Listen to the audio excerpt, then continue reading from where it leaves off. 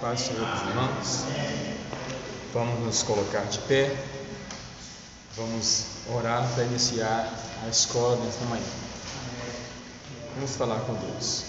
Senhor nosso Deus e Pai, nós estamos aqui, Senhor, e pedimos as bênçãos do Senhor sobre as nossas vidas.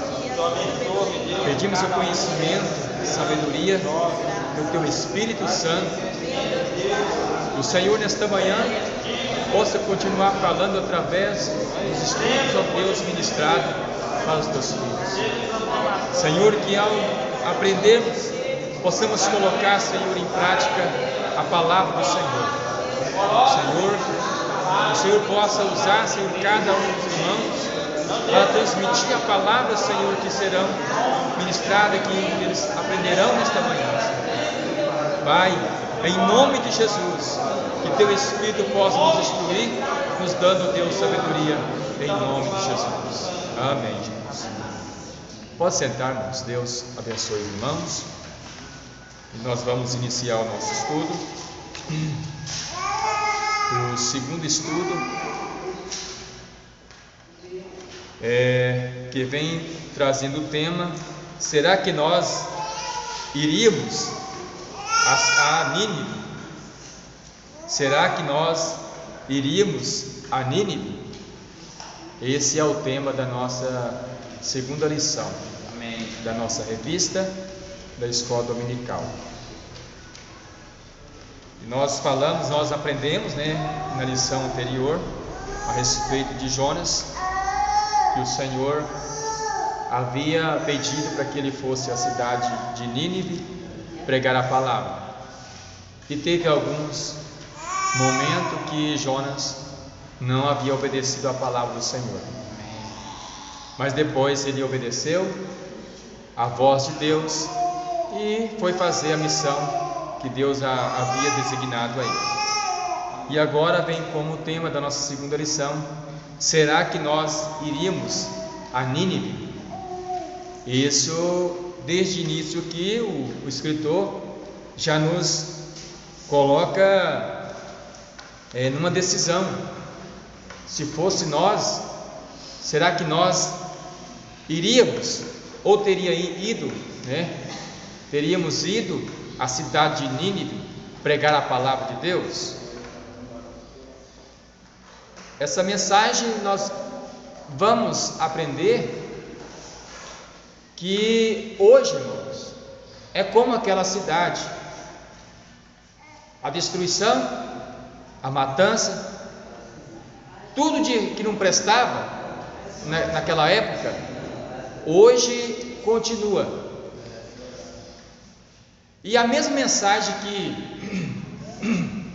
Deus havia designado a Jonas, Jesus nos designou, nos mandou também levar esta mensagem.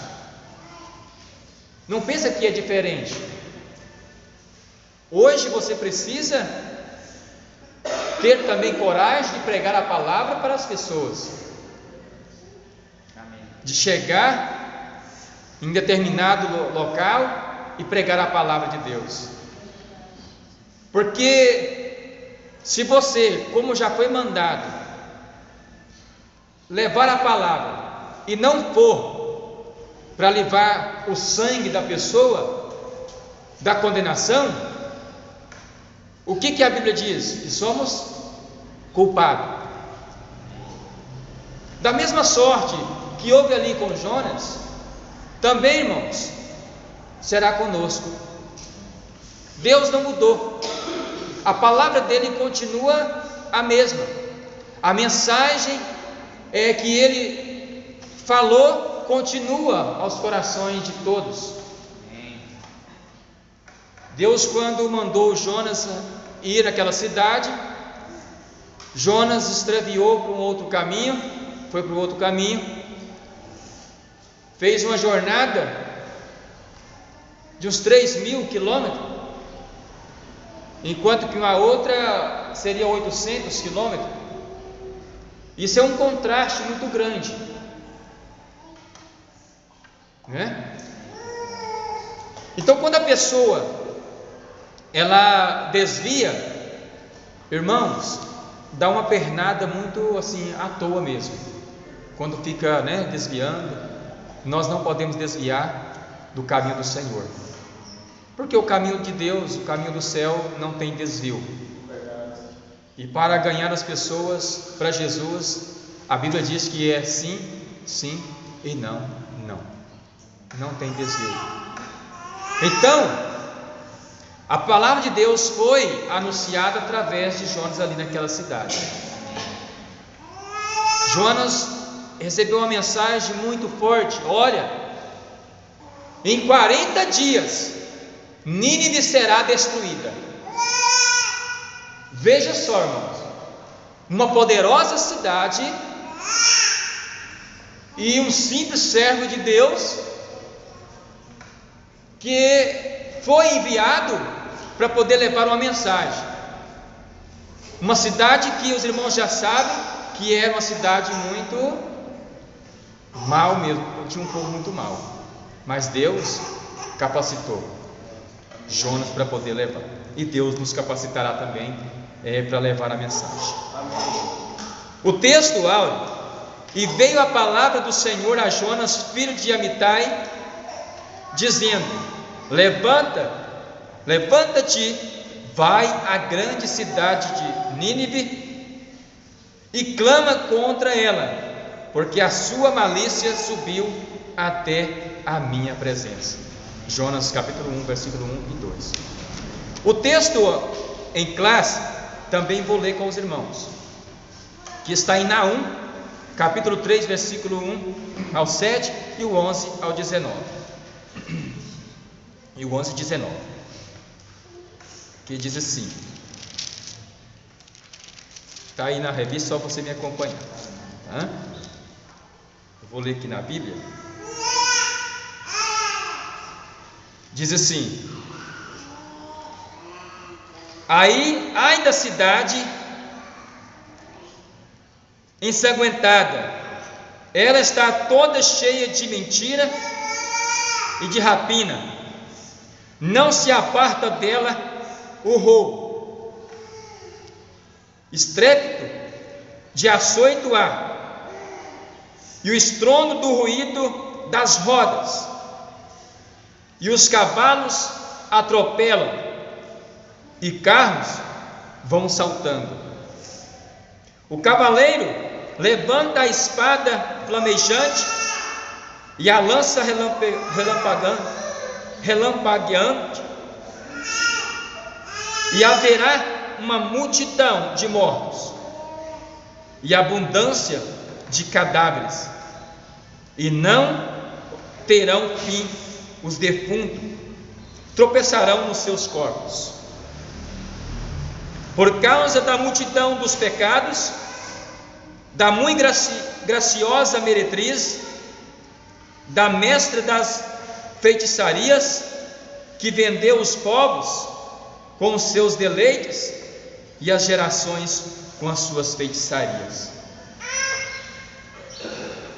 Eis que eu estou contra ti, diz o Senhor dos exércitos, e te descobrirei na tua face, e às nações mostrarei a tua nudez, e aos reinos a tua vergonha, e lançarei sobre ti coisas abomináveis, e te envergonharei, e pôr-te-ei como espetáculo.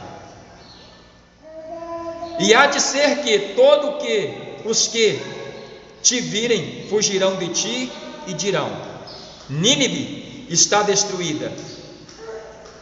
Quem terá compaixão dela? De onde buscarei consoladores para ti?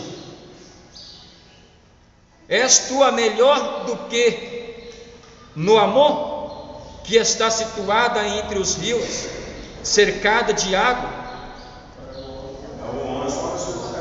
É o 11, 19 agora? Perdão. Saltando então o versículo para o 11. Tu também, Nínive, serás embriagada e te esconderás. Também buscará força por causa do inimigo. e o 19. Né?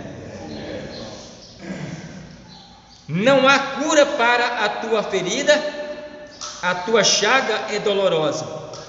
Todos que ouvirem a tua fama baterão as palmas sobre ti, porque sobre quem não passou continuamente a tua malícia?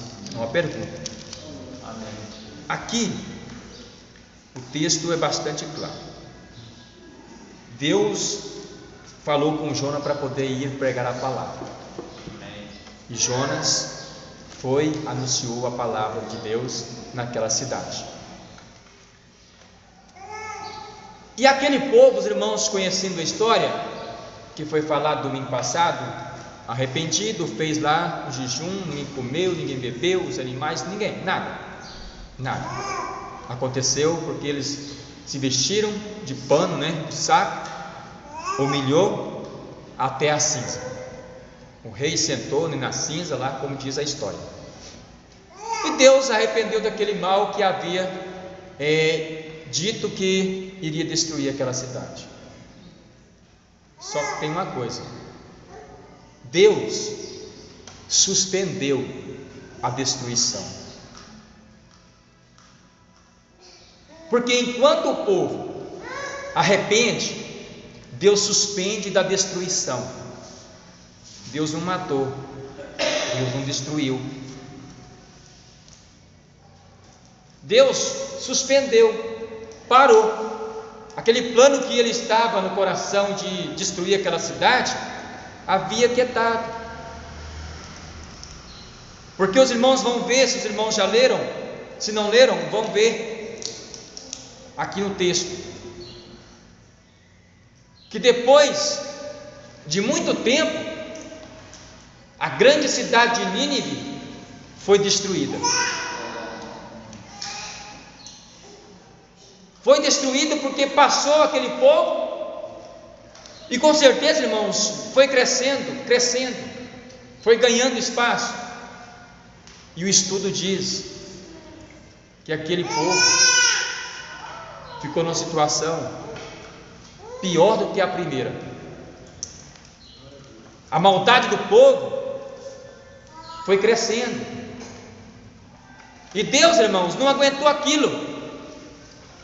Depois de 200 anos veio a destruição de Nínive. O que nós vamos trazer para o dia de hoje? Há quanto tempo Jesus está nos dando?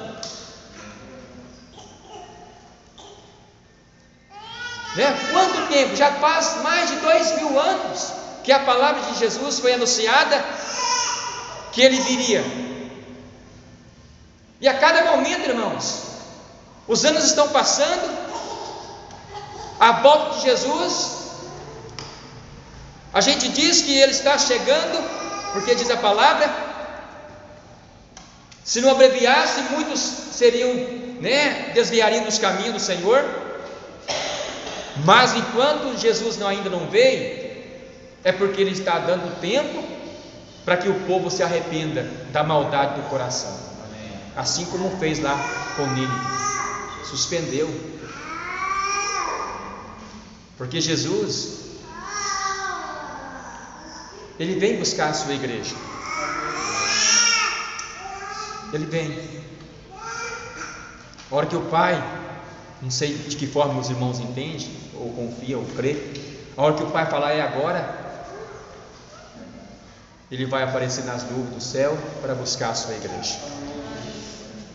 Porque são 3 pessoas, diz a Bíblia, e todos, um tem que concordar com o outro.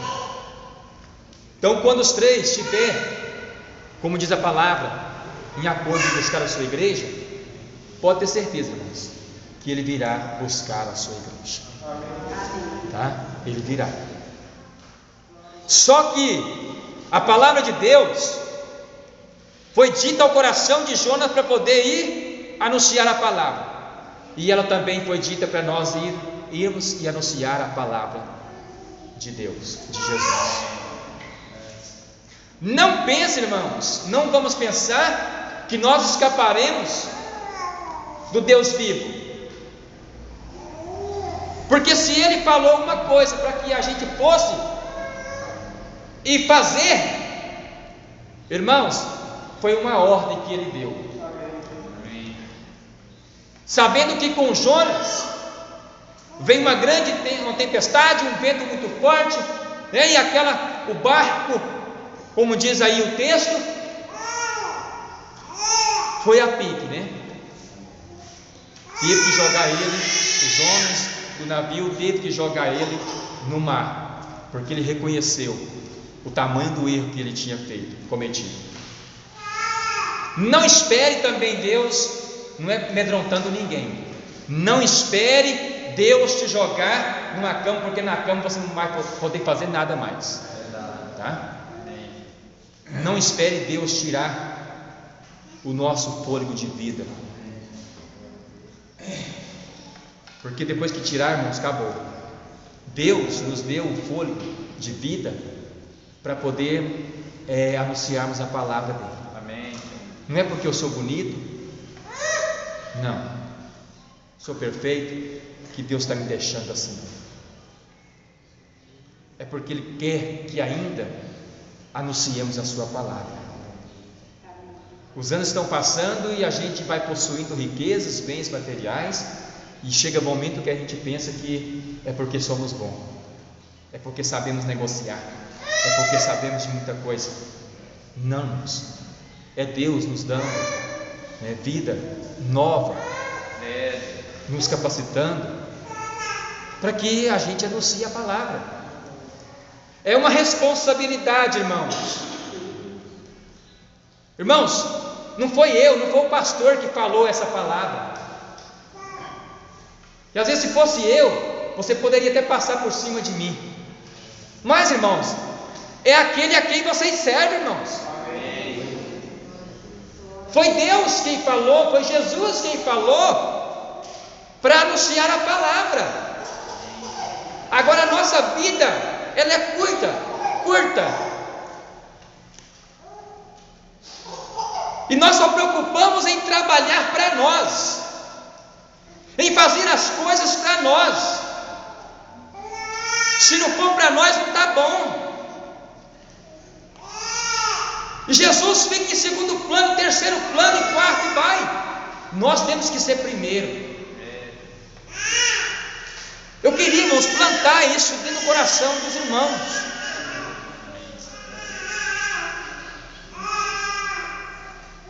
Pastor prega, nós pregamos, plantando esta palavra no coração dos irmãos para anunciar a palavra de Deus, seja no trabalho ou onde você estiver, que a palavra de Deus seja anunciada. O problema é que nós queremos ganhar as pessoas para nós primeiro, para depois ganhar para Jesus. É uma missão? É certo? Irmãos, quem sabe que é certo? Não sei, mas a Bíblia diz que nós temos que ganhar para Jesus. Vai que a pessoa não vai com a minha cara, né? Eu passo a vida inteira querendo conquistar a pessoa. Se primeiro eu pregasse a palavra, conquistasse a pessoa para Jesus, eu seria conquistado. Eu conquistaria a pessoa, preocupando em conquistar para Jesus. Depois as pessoas vão nos amar, porque quem tem Jesus no coração ama as pessoas. Quem não tem Jesus aborrece as pessoas. Se eu sou aborrecido, é porque a pessoa não me ama. Se você é aborrecido, é porque a pessoa não te ama. Agora Jesus, Ele quer que nós entendamos isso, tá? E é uma responsabilidade nossa de anunciarmos a palavra de Deus, porque Jesus já falou para ir e anunciar a palavra. Nós passamos tempos, dias, eu digo nós, irmãos, porque eu não vejo isso acontecendo.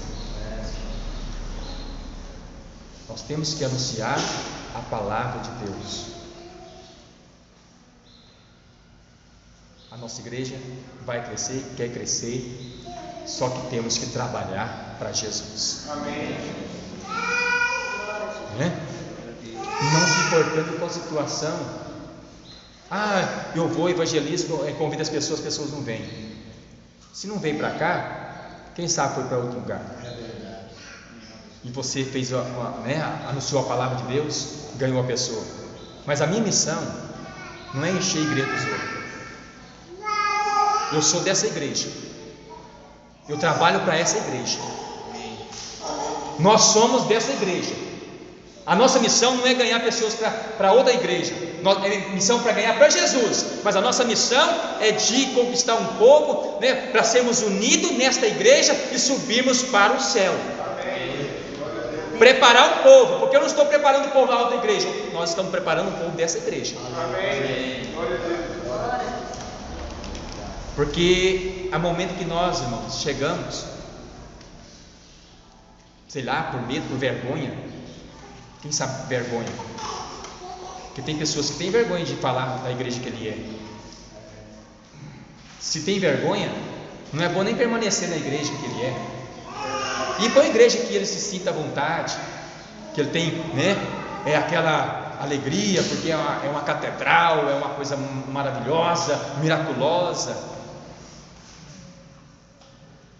Então as pessoas precisam entender isso, que deve amar o ministério, deve honrar o ministério que ele está. E, irmãos, eu peço até, desculpa os irmãos, porque acaba que sai fora do texto, mas vamos para o ponto 2. Vamos para o ponto 2 aí. A orgulhosa capital dos assírios. Falando aí da introdução, você já parou para pensar como deveria ser Nínive? É uma cidade muito perigosa. E você teria essa capacidade, coragem de ir lá e anunciar a palavra? É uma questão que foi do início já colocada para nós. A maioria de nós, ao pensar em Jonas, a nossa mente vem o grande peixe. Todo mundo já conhece a história do grande peixe que engoliu Jonas. O profeta desobediente, o problema causado na viagem, aos marinheiros e ao navio. Mas dificilmente pensamos na cidade de Nínive.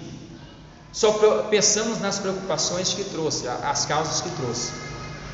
Mas não pensamos na grande cidade de Nínive, que era um povo que precisava de Deus na vida, um povo que precisava ser arrependido. Foi Jonas que deitou lá, não foi? No outro dia a boboreira morreu, o sol veio, matou. Ele teve mais piedade da boboreira do que do povo de Nínive. Foi? Você vê.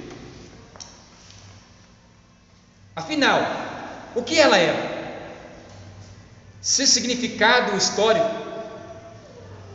Por qual motivo Deus manda a mesma um profeta? Vamos juntos estudar Nínive. Então entre para o ponto 2 aí, irmãos.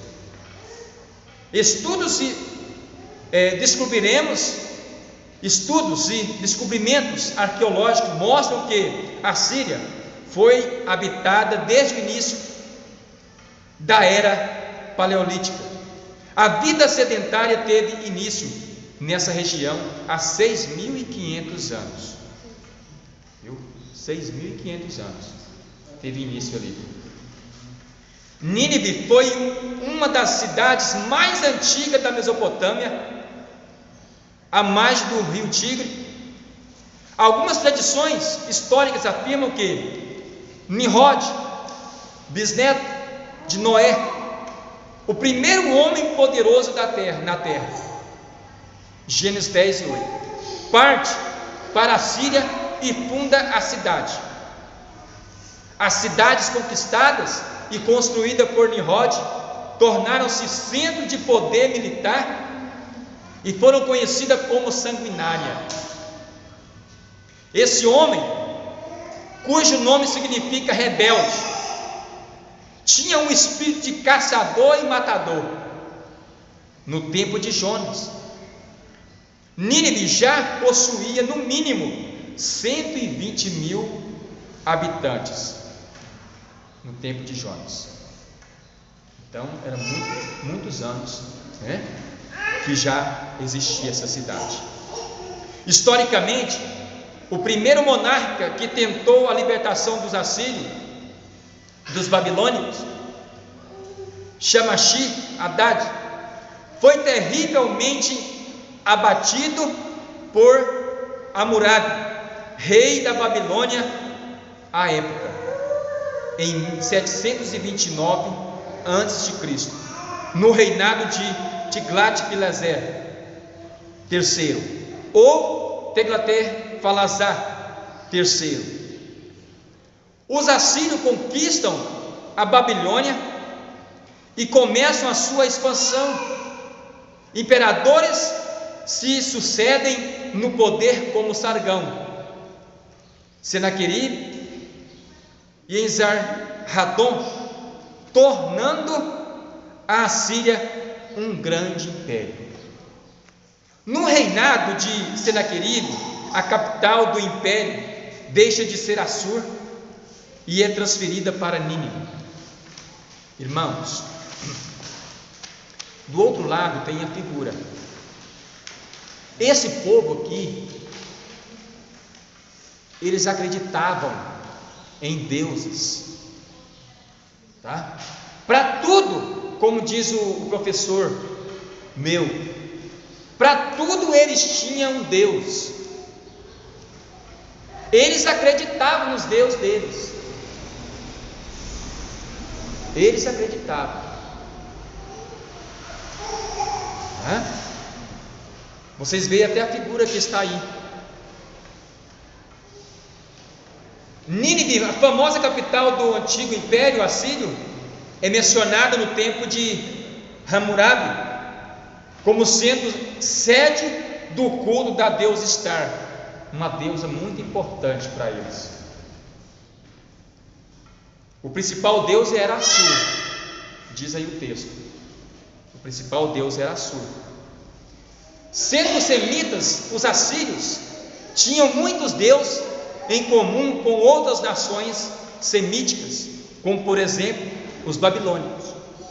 Adorava Shamash, né? O deus sol, Sim, deus lua, Marduk, Bel e seu filho Nebo. Entretanto, o principal deus era Assur. Representado por um sol alado que protegia e guiava o rei, seu principal servo. E eles criam desta forma. Tal Deus era também simbolizado por uma árvore que simbolizava a fertilidade. Aí veja, né? Está aqui a figura de uma árvore. Os irmãos veem aí como figura de uma árvore. Amém? Não é? Eu não sei se as pessoas descobriu isso ou se o irmão descobriu, mas vira ela assim. Vira assim. Você parece que vê um punhado de criancinha, não é? Uma agarrada na mão da outra. Não sei se as pessoas descobriu isso ou se fez isso, né, para simbolizar isso. Mas se vocês virar assim, vocês vê um punhado de menininho agarrando na mãozinha do outro, né? Eu não sei se os irmãos chegaram a ver isso. Mas vocês veem isso aí? O autor não falou para me passar isso para os irmãos, mas eu vejo isso aqui. Tem coisa que a gente vê assim, ó. Se virar de lado vocês veem, punhado de menininho. Então aqui, não, né? Acrescentando nada aqui dos escritores aqui ou das figuras, mas o que eu vejo assim, porque tem criança que vê as coisas, o que o adulto não vê, né? É por isso que muitas vezes é proibido certos desenhos em televisão para as crianças. As crianças estão vendo tudo lá, o que significa tudo, e nós que somos adultos olhamos assim, não vemos nada. Nossa, que gracinha! Mas ele vê tanta coisa que a gente não vê, né? Então, mas vamos pegar a figura que o homem diz, né? Que vamos colocar essa figura em pé aqui, simbolizando uma árvore, tá? A forma que ele passou para nós, como uma árvore, que significa o quê? que simbolizava fertilidade. Uma árvore, os irmãos sabem que dá muitos frutos, é fértil, uma árvore fértil, é uma árvore que dá muito, quando é boa para dar fruto, né? Ela sobrecarrega. Tem muitos que até morrem por tanto fruto que ela dá. E aqui, abaixo já li com os irmãos, estar como sendo sede do culto de Deus, da Deus estar, que era também muito importante aqui para eles. Tal deusa é divindade do amor, olha só, da fertilidade e da guerra. Os rituais eram de caráter sexual, daí ser deusa da fertilidade, era a deusa principal do panteão sumério e acádio. Tem atributos idênticos aos da deusa fenícia Estarteia, aos de Afrodite da Grécia e aos de Vênus em Roma. Criam os ninivitas que a mesma era a criadora de todas as coisas, protetora de todas as criaturas, chamada de grande mãe. Dela vem a vida, pois trouxe tudo à existência pela lei do amor. Isso aqui, irmãos, na teoria deles, no entendimento deles, tá? A idolatria era muito grande ali daquela cidade, tá? Isso aqui é idolatria. Os irmãos estão aprendendo isso aqui, mas não vai sair falando aqui que nós temos uma deusa. Não, nós não temos isso não, tá? Escola é para os irmãos aprenderem.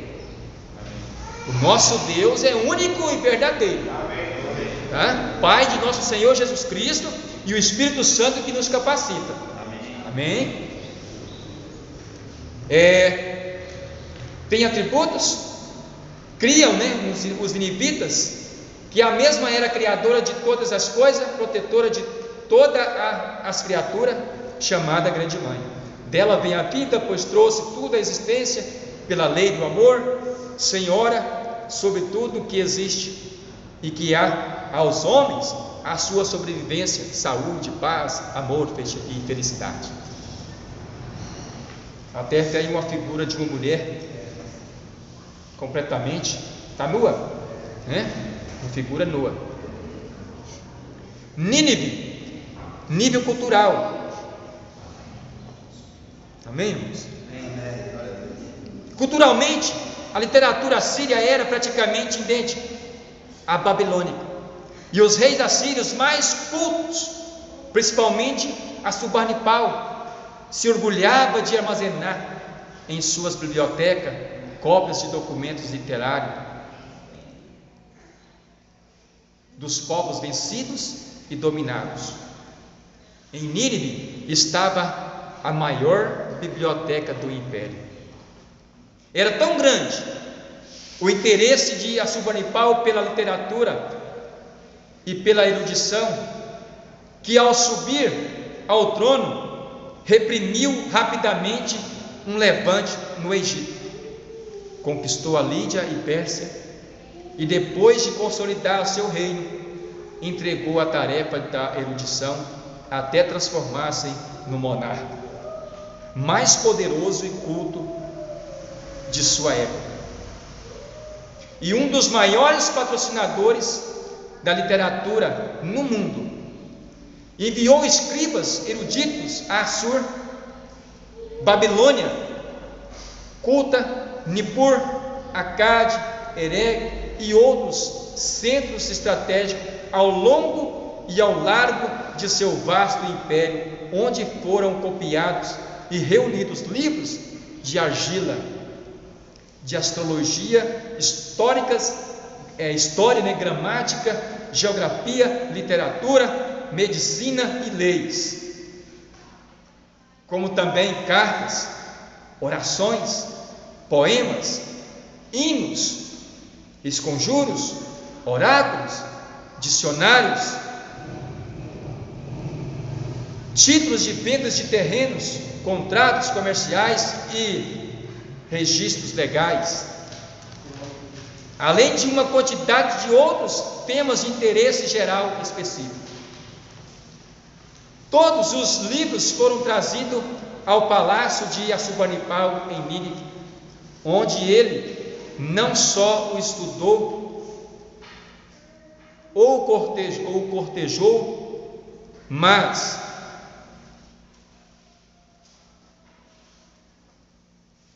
também, em muitos casos, mandou fabricar tabuinhas novas de argila, nas quais foram gravadas cópias bilíngues em escrituras cuneiformes. E mais tarde foram arquivadas em forma metódica. Ao completar-se, sua biblioteca tinha em torno de 100.000 volumes, tornando-se uma das maiores e mais preciosas de todas as épocas da antiguidade. Um povo que era o quê? Caprichoso, guardava, tudo que possuía ali. O que era de história, eles guardavam. O que falava a respeito ali daquela cidade, eles guardavam.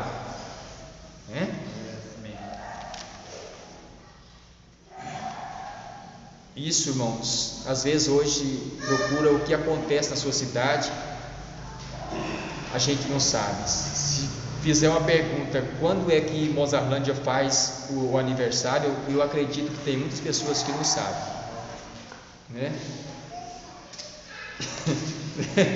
Amém? Não é assim, irmãos. E nós vivemos num país que nem sabemos cantar o hino nacional.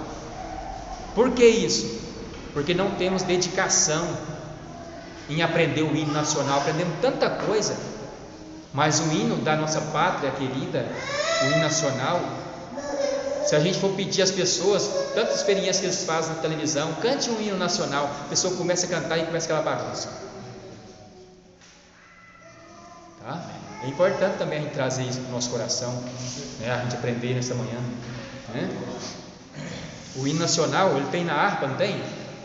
Tem a nova harpa, tem lá agora, tá?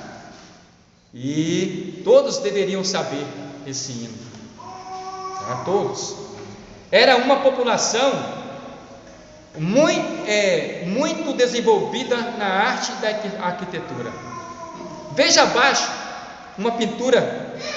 Eu estou em outra página, irmãos? É essa mesmo, Parece que na outra página tinha isso, não tinha na outra? Ou não?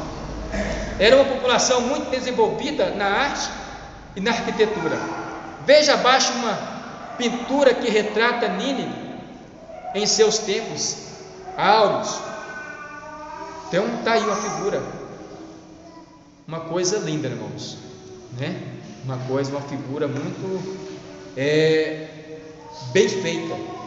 É uma cidade que era bem feita, estruturada,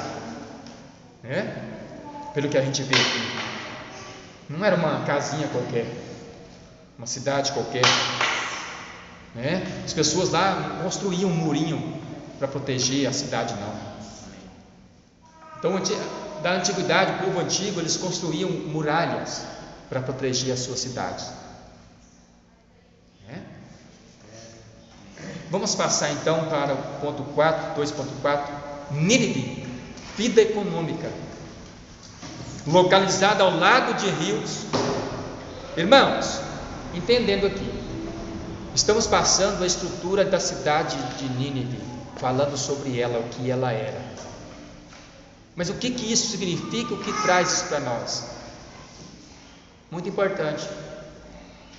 Jonas pensou isso. Queria enfrentar uma cidade muito estruturada, que tinha um povo muito inteligente. Olha só, um povo muito inteligente e que não sabia decifrar o que era uma mão esquerda da direita. Vocês veem o tanto que a maldade desse povo era grande. Não adiantava. É o caso da nossa vida, nós sabemos muito da nossa pátria. Se nós não aprendermos a discernir. E ali o povo não sabia discernir o que era mão direita e mão esquerda. Nós vamos chegar ali. Quer ver? Olha, era desenvolvida, mas grande parte das riquezas, é aí mesmo, localizada ao lado do rio, seu comércio e agricultura eram desenvolvidas, mas a grande parte das riquezas era proveniente das conquistas militares dos pesados impostos cobrados do povo dominado. Em razão da extrema brutalidade, alguns povos enviavam mensageiro para Nínive, clamando para não serem conquistadas e subordinando, a pagarem pesados impostos determinados pelos soberanos ninivitas. É aquela que o pastor estava falando, o professor que eu falei lá na outra lição, que ele chegava até a pagar para que não fosse atacado. Pagava aqui, agora nós estamos vendo aqui, pagava um alto imposto, um preço, para que não fosse o que? Atacado. Está aqui, graças a Deus pela palavra, que ele falou.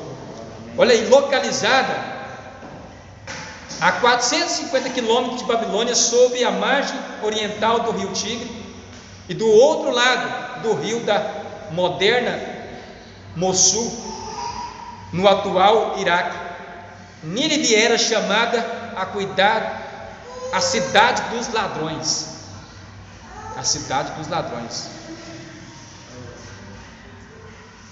Porque seus moradores invadiam e despojavam outras regiões para enriquecer-se.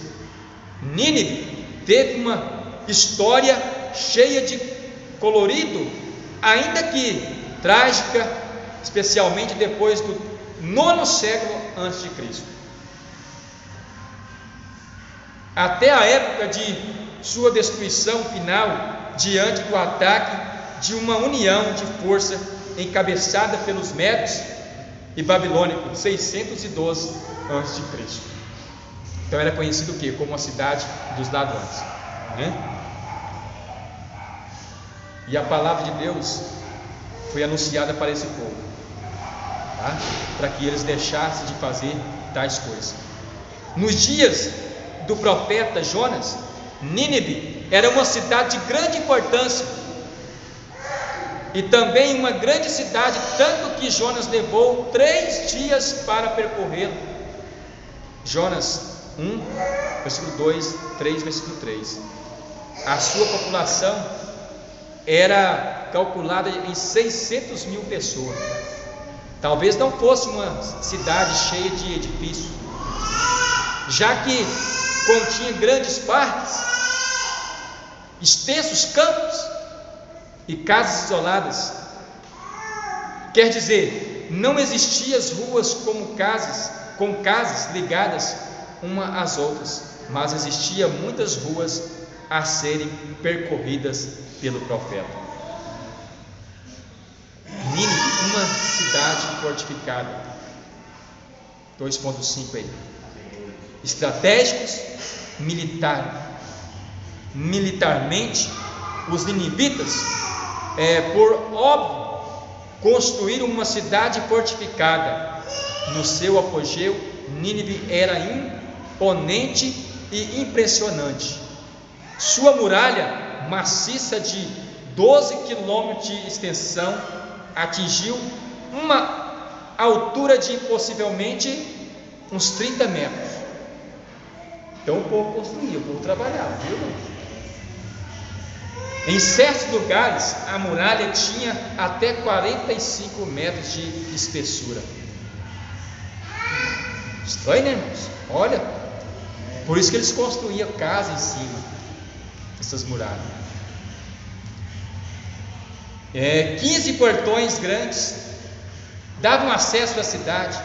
Uma cidade com tais enormes fortificações não seria fácil de capturar. Era uma cidade protegida, Só Deus mesmo para poder destruir esta grande cidade, essa potente cidade.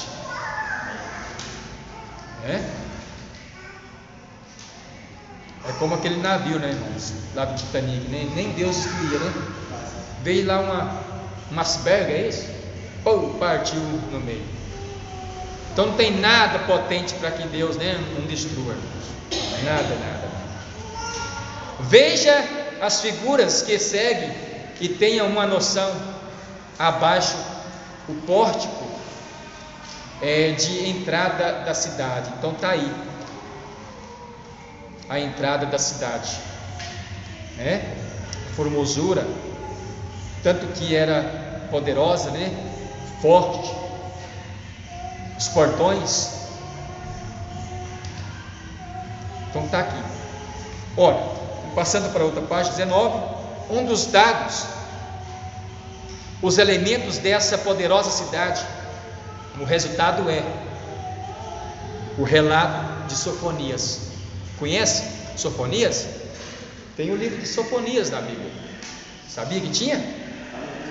Não tirou não, está lá. Né? Ele falando: esta, pois é a cidade que rejubilava-se, que vivia despreocupada, em plena segurança, e considerava consigo mesma: eu sou o que há de melhor, e além de mim não há mais ninguém. Sofonias relatando aí que era, né? Viu aí? Tá. Então, irmãos, ele está relatando aqui isso que no passado, né? Era uma cidade assim, era com bastante segurança e um pouco despreocupado, porque tinha segurança, bastante segurança, considerava consigo mesma: eu sou o que há de melhor. É por isso, irmãos, que Jesus sempre nos ensina, muitos pregadores nos ensinam, muitos pastores, que nós temos que ser simples. Nunca a gente queira ser, nunca que o eu só pertence a Deus. Quando ele falou: eu sou o que sou, fora de mim não há outro. Então o eu só pertence a Deus. Nós usamos eu porque, né, eu, tu, vós, ele, né, na simplicidade dos verbos. Mas o eu, de potente, poderoso, indestrutível, só Deus. Só Deus.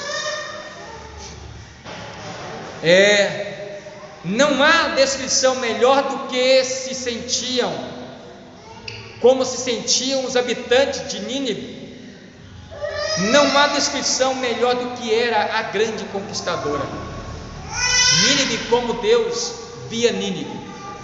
Nínive, como Deus via Nínive, de forma completamente diversa de como era vista. Deus olha para a grande cidade de Nínive e vê uma cidade cheia de maldade. Irmãos, eu estou puxando Nínive. Muitas vezes eu quero falar essa expressão Nínive bem perfeito, porque tem um acentinho no i, tá? E quando a gente tem um acento agudo, a gente pronuncia primeiro forte. Nínive era a cidade de Nínive, tá? É o nome original, Nínive. Que às vezes a gente vai falar Nínive, não é Nínive, é Nínive, tá? Nínive, e vê uma cidade cheia de maldade. Deus vê, né, a cidade cheia de maldade, violenta, com cidadãos completamente cegos, pois não distinguia o certo do errado. Por isso, a convocação: vá à grande cidade e pregue contra ela. Eles não sabiam distinguir o que era certo e o que era errado. Para eles era eles e pronto.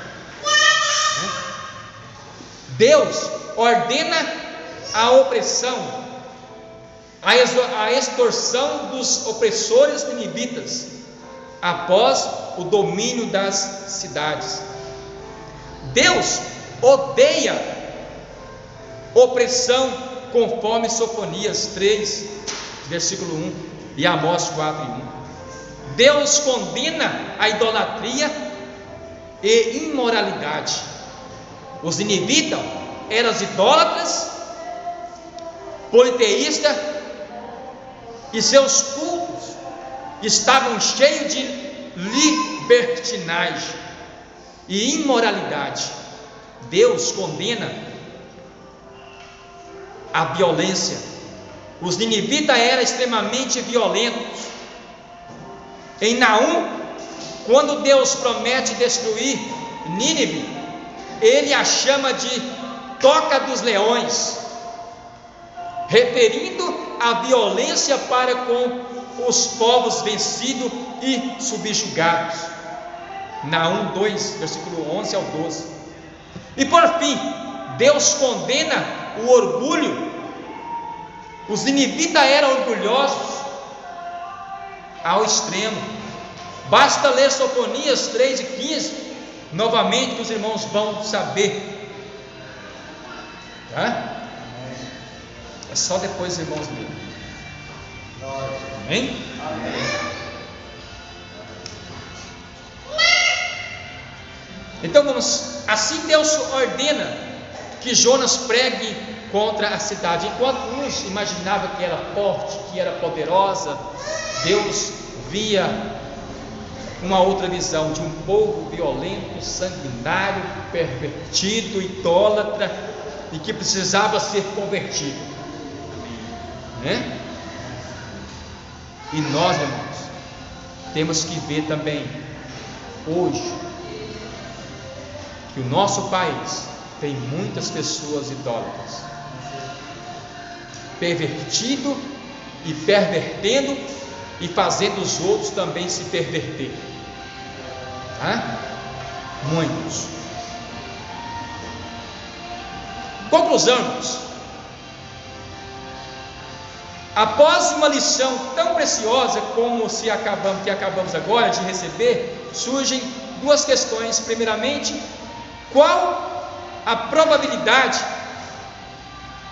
de os moradores de Nínive receberem a mensagem? Aí nós pegamos aquele versículo: quem deu crédito à nossa pregação? Mas houve uma grande, irmãos, para Jonas seria impossível chegar lá e falar de Deus e o povo acreditar, porque ele tinha medo, teve medo, mas ele foi, para cumprir a palavra de Deus e anunciou. Então podia ser zero, uma probabilidade de zero, mas o povo acatou a palavra de Deus. Qual a probabilidade de os moradores de Nínive receberem a mensagem? Creriam em Jonas? Em segundo lugar, será que nós teríamos força para anunciar a destruição que se aproximava daquela cidade? Será que eu e você tinha essa coragem de chegar? Olha aqui, Nínive, grande cidade poderosa, em 40 dias Deus vai destruir esta cidade. Quando tinha ali um homem ali, profeta ali, o finado, o povo considerava que ele era doido, parava de andar a praça lá e anunciava a palavra de Deus, embora podia ter sido doido mesmo, psicologicamente, mas ele estava lá na praça, pregando a palavra de Deus. O finado Zé Maria, não é pecado mencionar, ele falava a palavra de Deus lá na praça, não tinha vergonha de anunciar a palavra de Deus, não tinha, embora que ele tinha aquelas coisas que ele falava, mas vamos pegar a parte da palavra de Deus. Não importa que a palavra de Deus seja anunciada de qualquer forma, o importante é que o povo veja que haverá um cumprimento da palavra de Deus. Será que nós teríamos força para anunciar a destruição que aproximava daquela cidade? Creriam em nossa pregação? A destruição de Nínive se deu perto de 200 anos depois que o profeta Jonas pregou arrependimento ou destruição. 200 anos depois. Total da cidade, continuando aqui, irmão, deixa eu pegar aqui, ou destruição, né, total da cidade. O povo entendeu e aceitou a pregação de Deus, suspendeu, e Deus suspendeu o juízo. Jonas 3:5. A suspensão da calamidade durou aproximadamente 200 anos, após os quais a cidade voltou, olha aí, novamente a praticar iniquidades com mais força que o tempo de Jonas. O que a Bíblia diz? O que Jesus falou? Que quando uma pessoa desvia, vem mais 7 demônios. O estado do segundo, pior do que o primeiro. Aqui, irmãos, o estado dessa cidade, aqui a gente vê, irmãos, o cumprimento de que foi falado ali, e Jesus falando aqui, quando a pessoa desvia dos caminhos do Senhor, vem sobre essa pessoa mais 7 demônios para atormentar e para nada mais dar certo.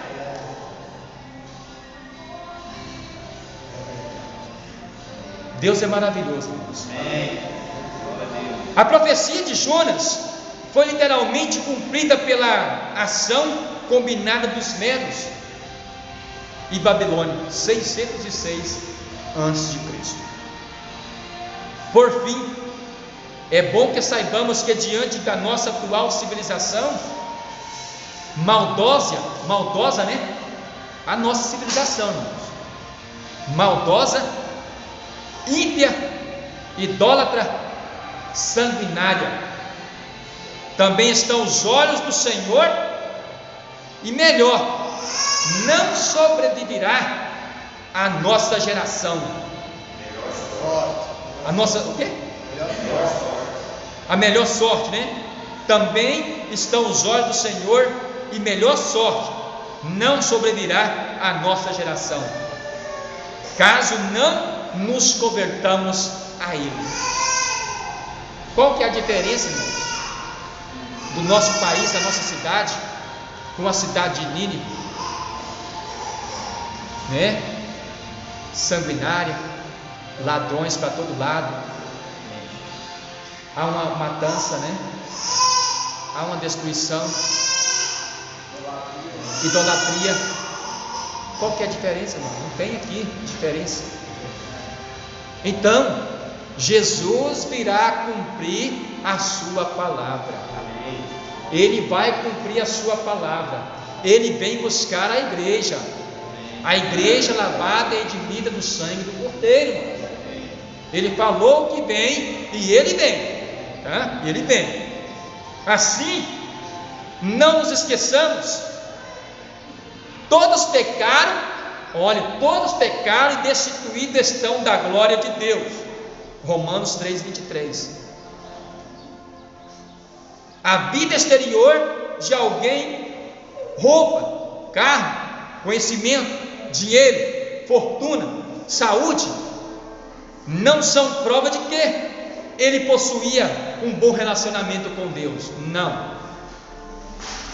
Essas riquezas, tudo que a pessoa tem, não é porque ele teve um bom relacionamento com Deus. Os ímpios, pessoas que não servem a Deus, têm tudo. E às vezes, aquela pessoa que serve a Deus não tem. Ou a pessoa que serve a Deus tem e a outra já não tem. Nós temos que ter compromisso com o nosso Deus, cada momento da nossa vida. Quem não aceitar a Cristo como seu Salvador, não terá vida eterna, e está condenado à perdição. João 3, versículo 14 ao 16, e João 3:36. Então, se a pessoa não se converter a Cristo, não se entregar a Jesus, não terá direito da vida eterna, está condenada. A palavra de Deus é anunciada para todas as pessoas. Elas aceitam ou não aceitam? Se aceitar, o dia que morrer, o dia que o Senhor vir buscar a igreja, ela vai para o céu. Se não aceitar, conclusão, vai para o inferno. Então é melhor nós manter a nossa fé firme no Senhor, tá? E esperar com paciência até Jesus voltar. E para finalizar, levando também a palavra para as pessoas, evangelizando as pessoas, conquistando as pessoas para Cristo. Creia, o perigo que rondava Nínive ainda existe. A repentina destruição, logo, anunciar Cristo a todos é essencial. Vamos falar do Senhor, vamos falar da vida eterna para todas as pessoas. Amém? Então aqui se finda mais uma lição. E a próxima lição será de número 3, Jonas, um profeta genioso, é a nossa lição. E Deus abençoe, e os irmãos estudem em casa, para domingo, Deus permitindo, a gente estar aqui novamente falando da mensagem do Senhor. Amém. Deus abençoe.